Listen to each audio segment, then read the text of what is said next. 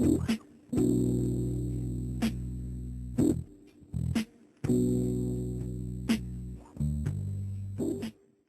question of how people change has challenged, intrigued, and often perplexed everyone, from magicians to theologians, philosophers to poets, self-help gurus to scientists, not to mention every parent who has tried to raise a sullen teenager.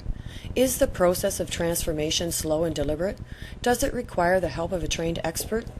Can effort and determination make change happen more quickly? Or must we wait, like caterpillars, for nature to turn us into butterflies? How we wish we knew the answers. One thing that almost 30 years of practicing as a clinical psychologist has taught me is that when change does occur, it often happens in the most unpredictable ways.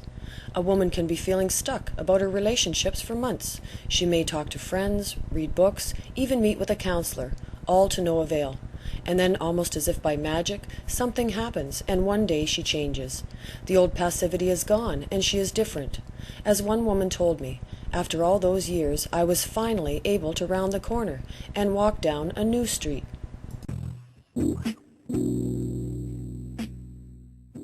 Or consider the man who struggles to overcome an addiction. He goes to meetings, attends group counseling, and even witnesses the setback of friends. Then one day something clicks. He's not even sure what it is, but he now thinks about his addiction in a different way. The old compulsion seems gone.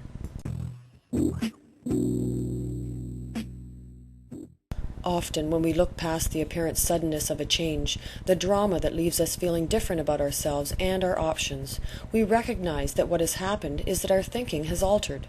It is not simply that we change the way we behave, but we change the way we think. And while therapists have clinical explanation for what takes place, we often find hiding behind the change is a story. Yes, a story. And by story, I don't mean some piece of gossip or complicated explanation, but rather as a new set of images, an imaginative language that allows us to make sense of events and feelings that once seemed chaotic and uncontrollable. We think about problems in a different way because we now have a new language to describe and understand them.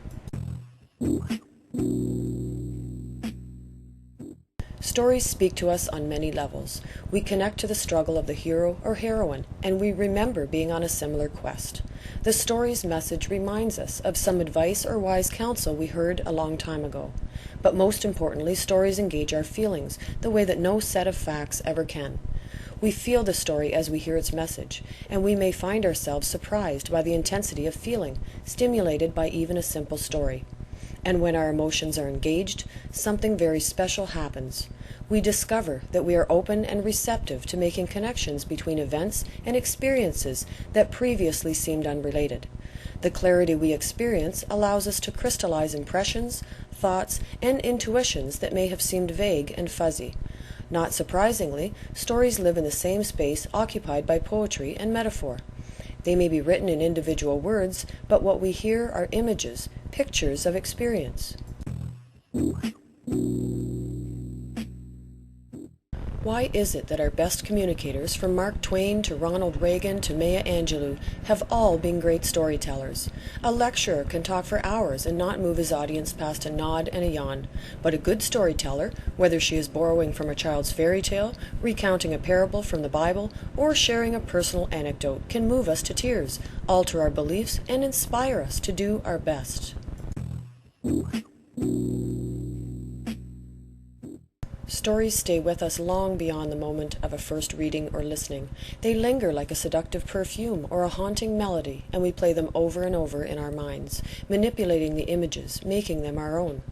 After a while, all we may need is a phrase, a single image to recall the power of a story. You remember the one about the sleeping princess, don't you? Or the little engine that could?